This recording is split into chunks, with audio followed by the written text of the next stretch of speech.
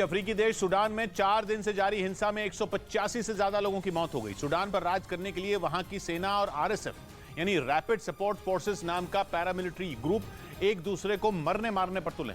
एक दिन पहले सूडान की सेना ने आरएसएफ को भंग करने का आदेश भी दे दिया, लेकिन फिर भी उसके सैनिक नहीं रुके। और सूडान की राजधानी खर्तूम का मंजर ऐसा नजर आया मानो यूक्रेन हो। वहां दिन दहाड़े हुई एयर स्ट्राइक ने जमीन हिला दी और आसमान में धूल का गुबार छा गया। सामने आई दूसरी तस्वीर में शहर में जगह जगह आग लगी दिखी। अंधेरा हो गया लेकिन लड़ाई फिर भी नहीं थमी। जबरदस्त फायरिंग की आवाज सुनाई दी। सूडान में सेना और पैरामिलिट्री ग्रुप के बीच जंग भरी आबादी से दूर किसी खाली मैदान में नहीं हो रही, बल्कि रिहायशी इलाके के बीचों बीच दोनों तरफ से टैंक, तोप और घातक हथियार चलाए जा रहे हैं, जिस वजह से सूडान में मरने वाले लोगों की संख्या 200 के करीब पहुंच गई है। वहां कई भारतीय भी फंसे। उन भारतीयों से न्यूज 18 ने वीडियो कॉल पर बातचीत की तो उन्होंने खुद को सूडान से निकालने की गुहार लगा दी। क्योंकि सूडान में फंसे भारतीयों ने न्यूज 18 को बताया कि 10 बाय 10 के एक कमरे में 8-8 लोग किसी तरह गुजारा कर रहे हैं। होटल के अंदर होने के बावजूद उन्हें मौत का डर सता रहा है। इंडिया में कैसी दीपावली होती है वैसे ही यहाँ पे गोली का आवाज यहाँ पे चल रहे हैं। सूडान में फंसे भारतीयों में सिर्फ पुरुष ही नहीं बल्कि महिलाएं और बच्चे भी हैं। न्यूज 18 ने जब खाने के बारे में सवाल किया तो महिलाएं तो फूट फूट कर रो पड़ी और पुरुषों ने ऐसा हाल बताया कि रोंगटे ही खड़े हो जाएं।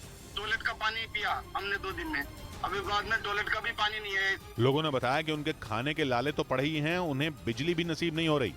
इधर खुफिया एजेंसियों से मिली एक रिपोर्ट के मुताबिक LAC के पास चीन अपने बॉर्डर डिफेंस ब्रिगेड के सैनिकों को स्पेशल ट्रेनिंग दे रहा है, जिसमें उन्हें अनआर्म्ड कॉम्बैट ट्रेनिंग यानी बिना हथियारों के युद्ध लड़ने का अभ्यास कराया जा रहा है।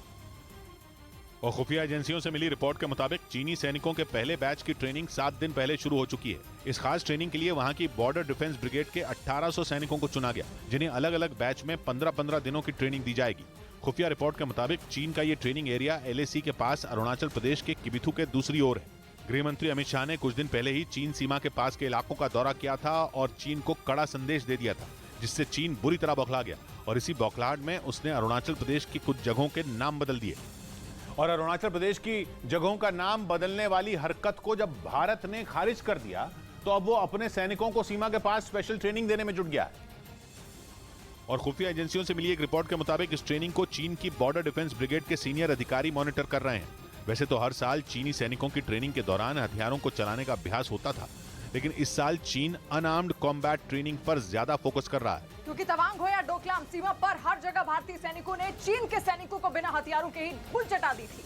यही वजह है कि वो अपने सैनिकों को अनआर्म्ड कॉम्बैट ट्रेनिंग यानी बिना हथियारों के युद्ध लड़ने का अभ्यास करा रहा है।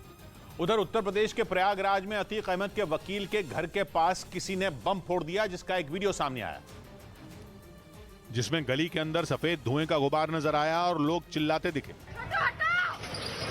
धमाके के बाद वहां अफरा तफरी मच गई और कुछ लोग गली से भागते दिखे। इससे पहले कि कोई कुछ समझ पाता कि तभी गली में एक और बम धमाका हो गया। इसके बाद जो हुआ, ब्रेक के बाद